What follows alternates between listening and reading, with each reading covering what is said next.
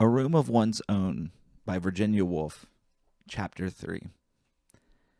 It was disappointing not to have brought back in the evening some important statement, some authentic fact. Women are poorer than men because this or that. Perhaps now it'd be better to give up seeking for the truth and receiving on one's head an avalanche of opinion hot as lava, discolored as dishwater. It would be better to draw the curtains, to shut out distractions, to light the lamp, to narrow the inquiry and to ask the historian, who records not opinions but facts, to describe under what conditions women lived not throughout the ages, but in England, say in the time of Elizabeth. For it is a perennial puzzle why no woman wrote a word of that extraordinary literature when every other man, it seemed, was capable of song or sonnet. What were the conditions in which women lived? I asked myself. For fiction, imaginative work that is not dropped like a pebble upon the ground as science may be. Fiction is like a spider's web, attached, ever so lightly perhaps, but still attached to life at all four corners. Often the attachment is scarcely perceptible. Shakespeare's plays, for instance, seem to hang there complete by themselves. But when the web is pulled askew, hooked up at the edge, torn in the middle, one remembers that these webs are not spun in midair by incorporeal creatures, but are the work of suffering human beings and are attached to grossly material things like health and money and the houses we live in. I went, therefore, to the shelf where the histories stand and took down one of the latest, Professor Trevelyan's History of England. Once more I looked up capital W women, found, position of, and turned to the pages indicated. Wife beating, I read, was a recognized right of man, and was practiced without shame by high as well as low. Similarly, the historian goes on, the daughter who refused to marry the gentleman of her parents' choice was liable to be locked up, beaten, and flung about the room without any shock being inflicted on public opinion. Marriage was not an affair of personal affection, but of family avarice, particularly in the chivalrous upper classes. Betrothal often took place while one or both of the parties was in the cradle, and marriage when they were scarcely out of the nurse's charge. That was about 1470, soon after Chaucer's time. The next reference to the position of women is some 200 years later, in the time of the Stuarts. Quote of Professor Trevelyan, it was still the exception for women of the upper and middle class to choose their own husbands, and when the husband had been assigned, he was lord and master, so far at least as law and custom could make him. Yet even so, Professor Trevelyan concludes, neither Shakespeare's women nor those of authentic 17th century memoirs, like the Verneys and the Hutchinsons, seem wanting in personality and character. Certainly, if we consider it, Cleopatra must have had a way with her. Lady Macbeth, one would suppose, had a will of her own. Rosalind, one might conclude, was an attractive girl. Professor Trevelyan is speaking no more than the truth when he remarks that Shakespeare's women do not seem wanting in personality and character. Not being a historian, one might go even further and say that women have burnt like beacons in all the works of all the poets from the beginning of time. Clytemnestra, Antigone, Cleopatra, Lady Macbeth, Phaedra, Cressida, Rosalind, Desdemona, the Duchess of Malfi, among the dramatists, then among the prose writers, Millamant, Clarissa, Becky Sharp, Anna Karenine, Emma Bovary, Madame de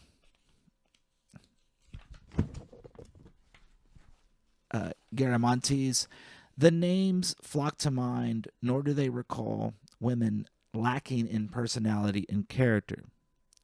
Indeed, if women had no existence save in the fiction written by men, one would imagine her a person of the utmost importance, very various, heroic and mean, splendid and sordid, infinitely beautiful and hideous in the extreme, as great as a man, some think even greater. All right, here's a footnote. A quote from F.L. Lucas's Tragedy. It remains a strange and almost inexplicable fact that in Athena's city, where women were kept in almost oriental suppression of as odalisques or drudges, the stage should yet have produced figures like Clytemnestra and Cassandra Atossa and Antigone, Phaedra and Medea, and all the other heroines who dominate play after play of the, quote, misogynist Euripides. But the paradox of this world, where in real life a respectable woman could hardly show her face alone in the street, and yet on the stage woman equals or surpasses man, has never been satisfactorily explained. In modern tragedy, the same predominance exists. At all events, a very cursory survey of Shakespeare's work, similarly with Webster, though not with Marlowe or Johnson, suffices to reveal how this dominance, this initiative of women, persists from Rosalind to Lady Macbeth. So too in Racine, 6 of his tragedies bear their heroines' names. And what male characters of his shall we set against Hermione and Andromache, Berenice and Roxanne, Phaedra and Athalie? So again with Ibsen, what men shall we match with Solveig and Nora, Haida and Helga Vangel and Rebecca West? F.L. Lucas, Tragedy. End footnote. But this is woman in fiction. In fact, as Professor Trevelyan points out, she was locked up, beaten, and flung about the room. A very queer composite being thus emerges. Imaginatively, she is of the highest importance. Practically, she is completely insignificant. She pervades poetry from cover to cover. She is all but absent from history. She dominates the lives of kings and conquerors in fiction. In fact, she was the slave of any boy whose parents forced a ring upon her finger. Some of the most inspired words, some of the most profound thoughts in literature fall from her lips. In real life, she could hardly read, could scarcely spell, and was the property of her husband. It was certainly an odd monster that one made up by reading the historians first and the poets afterwards. A worm winged like an eagle, the spirit of life and beauty in a kitchen chopping up suet. But these monsters, however amusing to the imagination, have no existence in fact. What one must do to bring her to life was to think poetically and prosaically at one and the same moment, thus keeping in touch with fact that she is Mrs. Martin, age 36, dressed in blue, wearing a black hat and brown shoes, but not losing sight of fiction either, that she is a vessel in which all sorts of spirits and forces are coursing and flashing perpetually. The moment, however, that one tries this method with the Elizabethan woman, one branch of illumination fails. One is held up by the scarcity of facts. One knows nothing detailed, nothing perfectly true and substantial about her. History scarcely mentions her. And I turned to Professor Trevelyan again to see what history meant to him. I found by looking at his chapter headings that it meant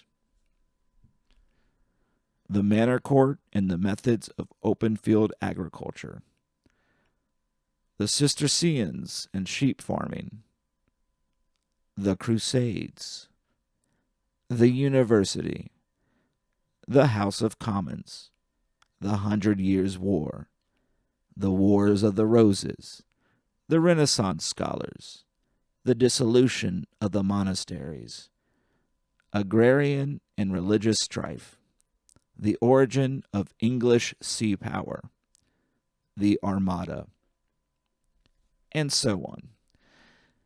Occasionally, an individual woman is mentioned, an Elizabeth, or a Mary, a queen, or a great lady.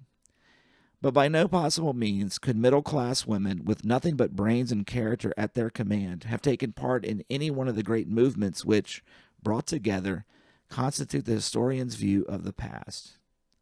nor shall we find her in any collection of anecdotes. Aubrey hardly mentions her. She never writes her own life and scarcely keeps a diary. There are only a handful of her letters in existence. She left no plays or poems by which we can judge her.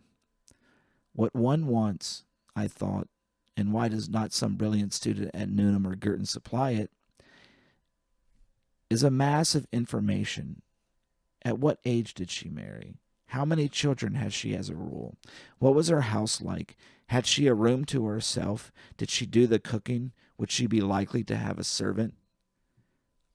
All these facts lie somewhere, presumably, in parish registers and account books. The life of the average Elizabethan woman must be scattered about somewhere, could one collect it and make a book of it. It would be ambitious beyond my daring, I thought, looking about the shelves for books that were not there, to suggest to the students of those famous colleges that they should rewrite history, though I own that it often seems a little queer, as it is, unreal, lopsided. But why should they not add a supplement to history, calling it, of course, by some inconspicuous name so that women might figure there without impropriety? For one often catches a glimpse of them in the lives of the great, whisking away into the background, concealing, I sometimes think, a wink, a laugh, perhaps a tear. And, after all, we have lives enough of Jane Austen. It scarcely seems necessary to consider again the influence of the tragedies of Joanna Baillie upon the poetry of Edgar Allan Poe. As for myself, I should not mind if the homes and haunts of Mary Russell Mitford were closed to the public for a century at least. But what I find deplorable, I continued, looking about the bookshelves again, is that nothing is known about women before the 18th century. I have no model in my mind to turn about this way and that.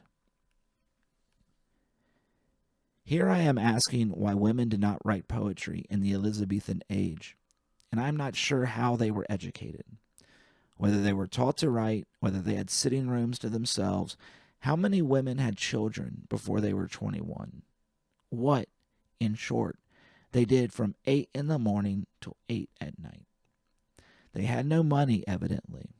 According to Professor Trevelyan, they were married, whether they liked it or not, before they were out of the nursery, at 15 or 16 very likely. It would have been extremely odd, even upon this showing, had one of them suddenly written the plays of Shakespeare, I concluded, and I thought of that old gentleman, who is dead now, but was a bishop, I think, who declared that it was impossible for any woman, past, present, or to come, to have the genius of Shakespeare.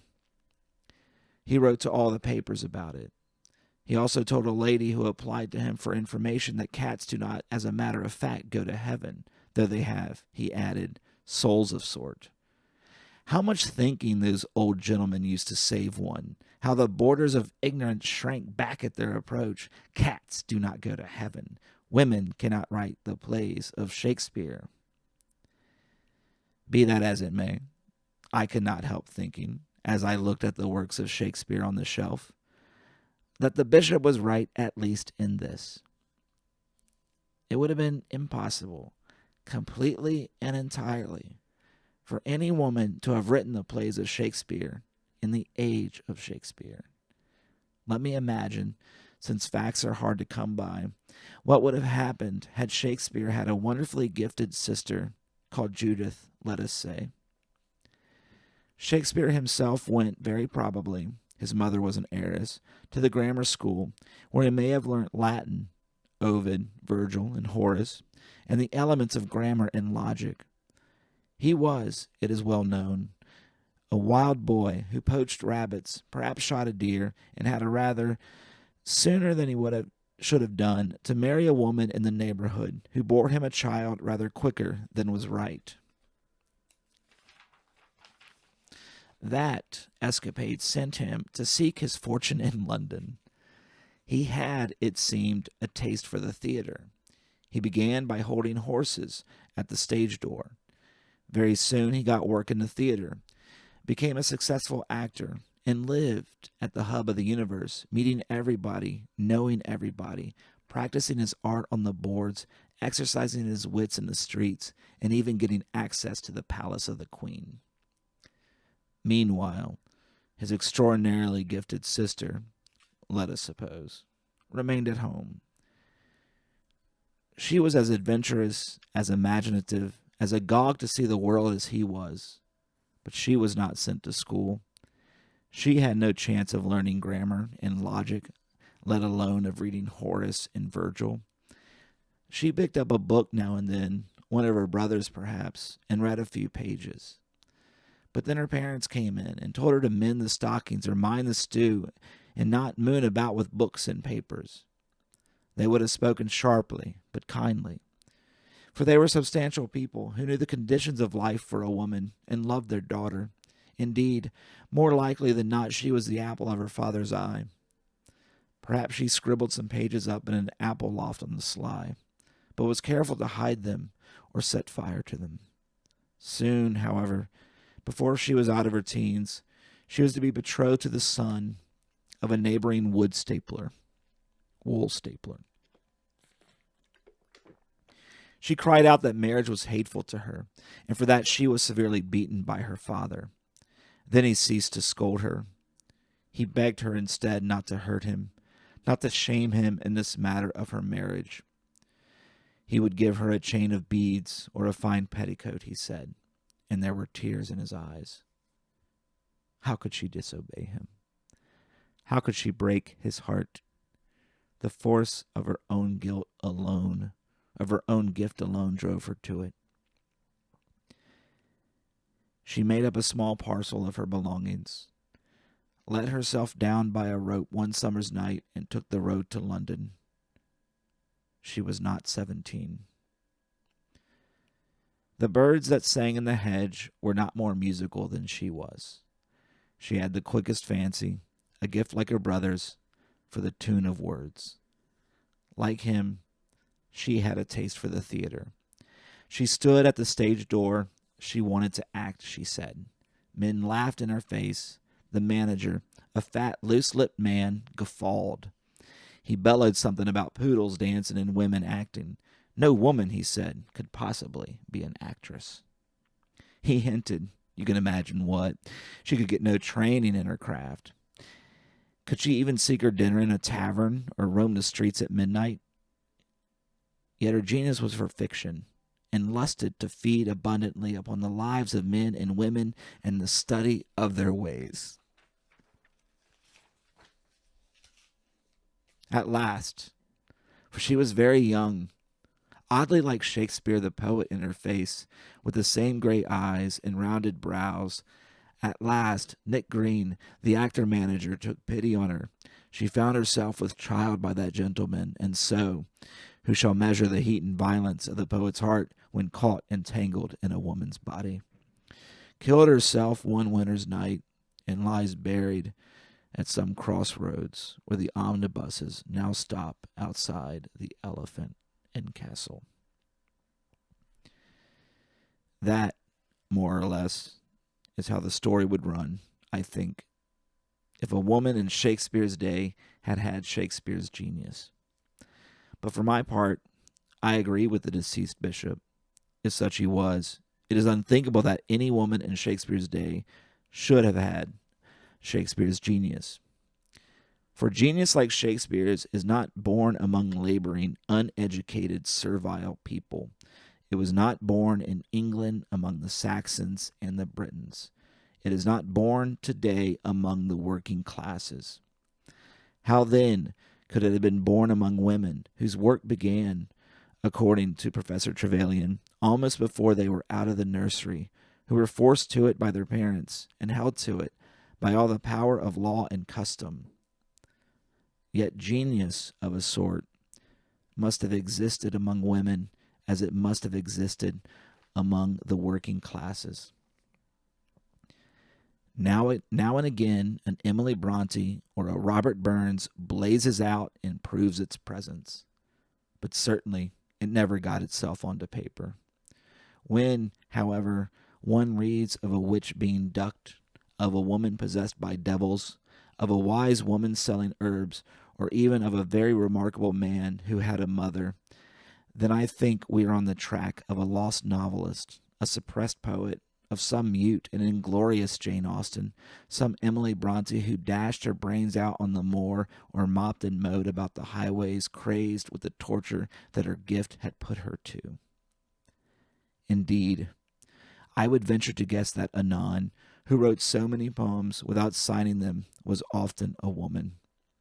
It was a woman, Edward Fitzgerald, I think, suggested, who made the ballads and the folk songs, crooning them to her children, beguiling her spinning with them, or the length of the winter's night.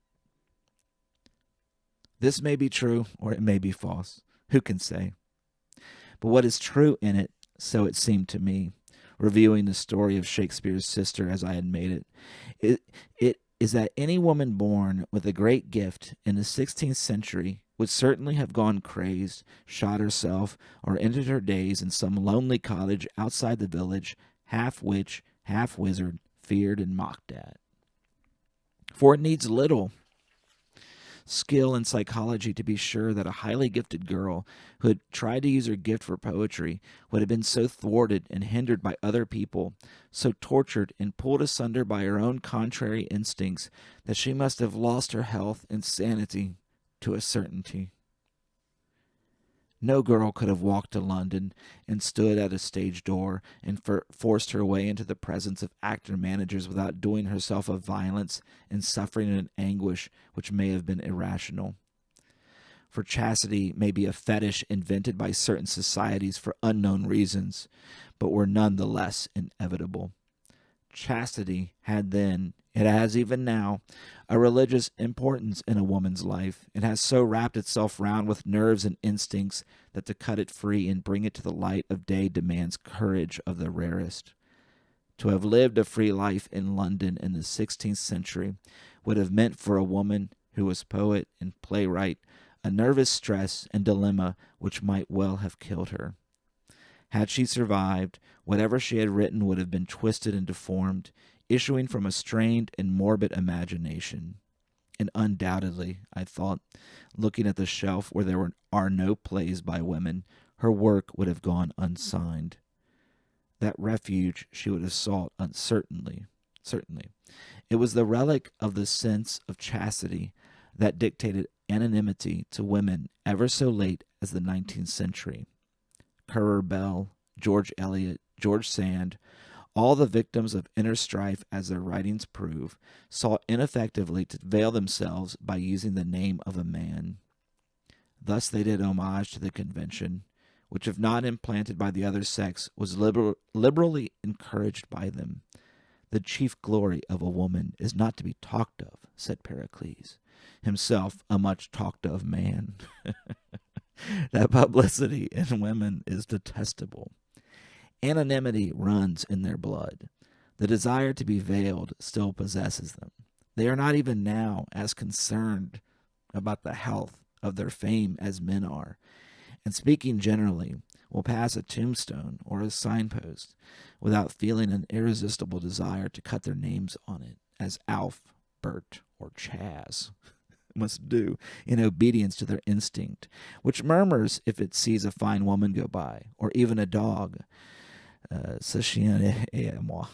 of course, it may not be a dog, I thought, remembering Parliament Square, the Siege Alley, and other avenues. It may be a piece of land or a man with curly black hair. It is one of the great advantages of being a woman that one can pass even a very fine black woman without wishing to make an Englishwoman of her. That woman, then, who was born with the gift of poetry in the 16th century, was an unhappy woman, a woman at strife against herself. All the conditions of her life, all her own instincts, were hostile to the state of mind which is needed to set free whatever is in the brain. But what is the state of mind that is most propitious to the act of creation? I asked. Can one come by any notion of the state that furthers and makes possible that strange activity? Here I open the volume containing the tragedies of Shakespeare. What was Shakespeare's state of mind, for instance, when he wrote Lear, Antony, and Cleopatra? It was certainly the state of mind most favorable to poetry that there has ever existed. But Shakespeare himself said nothing about it. We only know casually and by chance that he never blotted a line. Nothing, indeed, was ever said by the artist himself about his state of mind until the 18th century, perhaps. Rousseau, perhaps, began it. At any rate, by the 19th century, self-consciousness had developed so far that it was the habit for men of letters to describe their minds in confessions and autobiographies. Their lives also were written, and their letters were printed after their deaths. Thus, though we do not know what Shakespeare went through when he wrote Lear, we do know what Carlyle went through when he wrote The French Revolution, what Flaubert went through when he wrote Madame Bovary, what Keats was going through when he tried to write poetry against the coming of death and the indifference of the world. And one gathers from this enormous modern literature of confession and self-analysis that to write a work of genius is almost always a feat of prodigious difficulty. Everything is against the likelihood that it will come from the writer's mind whole and entire. Generally, material circumstances are against it. Dogs will bark, people will interrupt, money must be made, health will break down. Further, accentuating all these difficulties and masking them harder to bear is the world's notorious indifference. It does not ask people to write poems and novels and histories. It does not need them. It does not care whether Flaubert finds the right word or whether Carlyle scrupulously verifies this or that fact. Naturally, it will not pay for what it does not want. And so the writer, Keats, Flaubert, Carlyle, suffers, especially in the creative years of youth. Every form of distraction and discouragement, a curse, a cry of agony, rises from those books of analysis and confession. Mighty poets in their misery dead, that is the burden of their song. If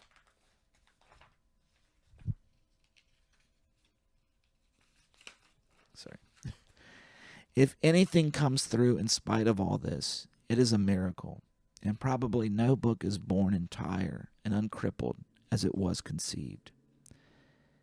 But for women, I thought, looking at the empty shelves, these difficulties were infinitely more formidable. In the first place, to have a room of her own, let alone a quiet room or a soundproof room, was out of the question, unless her parents were exceptionally rich or very noble, even up to the beginning of the 19th century.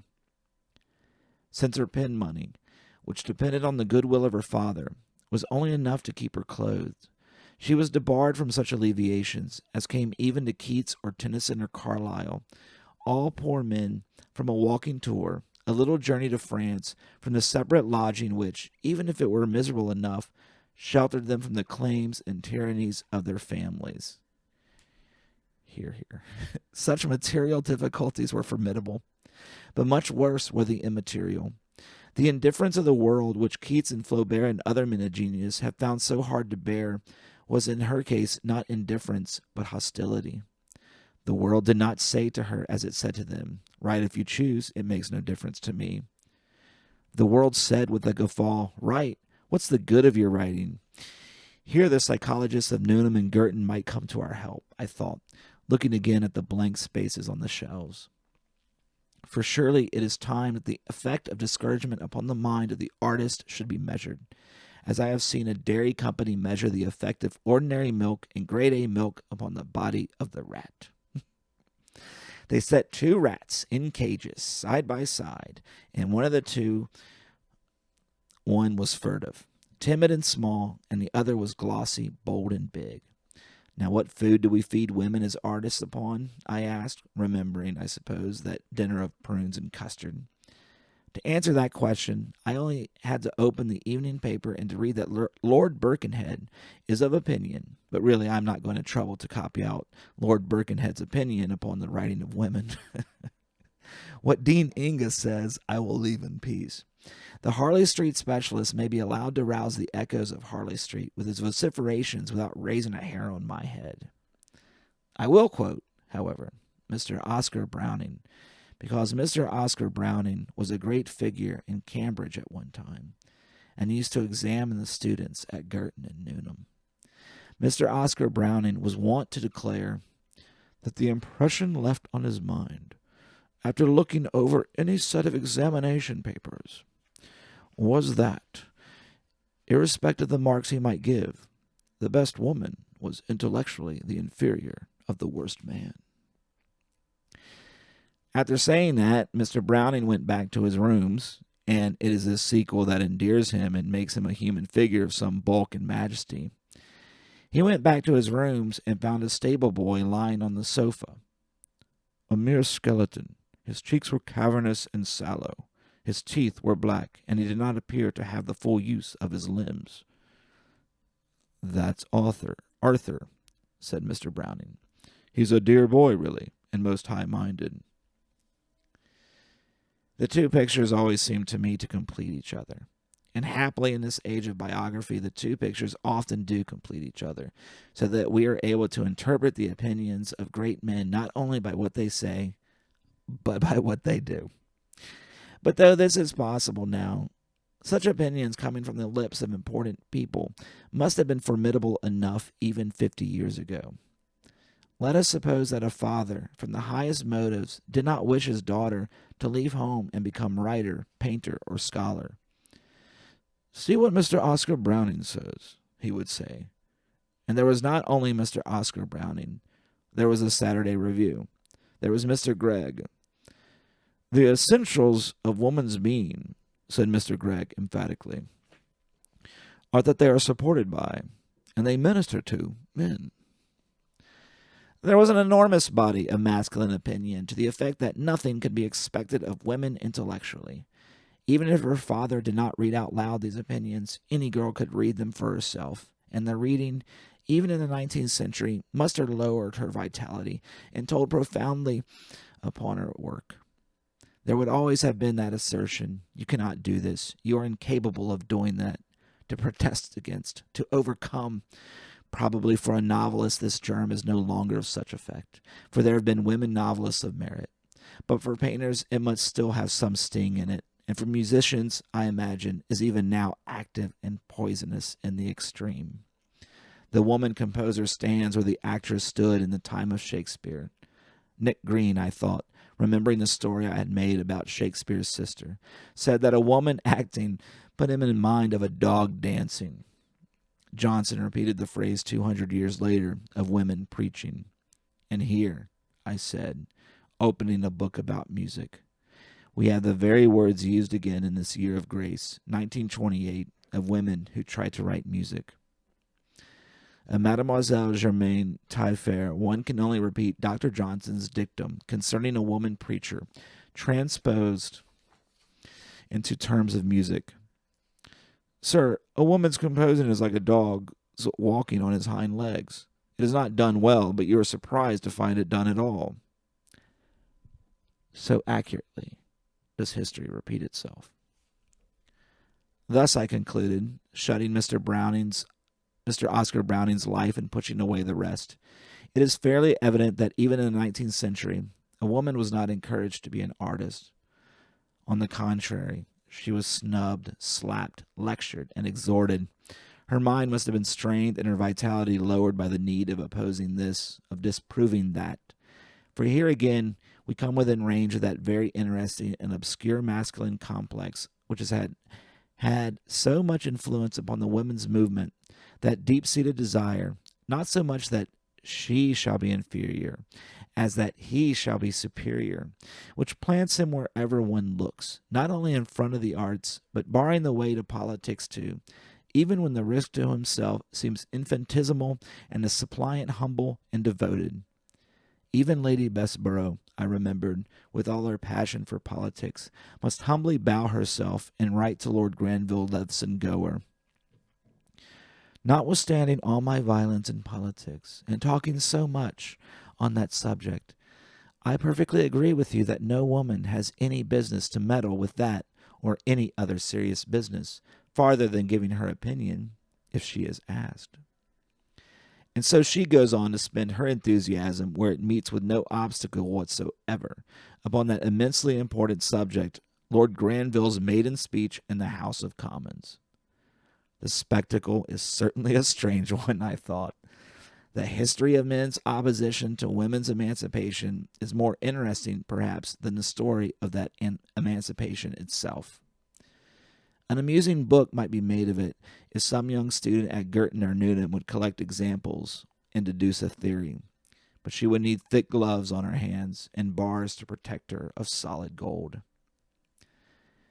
But what is amusing now, I recollected, shutting Lady Bessborough, had to be taken in desperate earnest once. Opinions that one now pastes in a book labeled Cock-a-Doodle-Dum and keeps for reading to select audiences on summer nights once drew tears, I can assure you. Among your grandmothers and great-grandmothers, there were many that wept their eyes out. Florence Nightingale shrieked aloud in her agony. Moreover, it is all very well for you, who have got yourselves to college and enjoy sitting rooms, or is it only bed-sitting rooms, of your own, to say that genius should disregard such opinions, that genius should be above caring what is said of it. Unfortunately, it is precisely the men or women of genius who mind most what is said of them. Remember Keats. Remember the words he had cut on his tombstone. Think of Tennyson. Think, I need hardly multiply instances of the undeniable, if very unfortunate fact that it is the nature of the artist to mind excessively what is said about him. Literature is strewn with the wreckage of men who have minded beyond reason the opinions of others. And this susceptibility of theirs is doubly unfortunate, I thought, returning again to my original inquiry into what state of mind is most propitious for creative work, because the mind of an artist, in order to achieve the prodigious effort of freeing whole and entire the work that is in him, must be incandescent, like Shakespeare's mind, I conjectured, looking at the book which lay open at Antony and Cleopatra. There must be no obstacle in it, no foreign matter unconsumed. For though we say that we know nothing about Shakespeare's state of mind, even as we say that, we are saying something about Shakespeare's state of mind.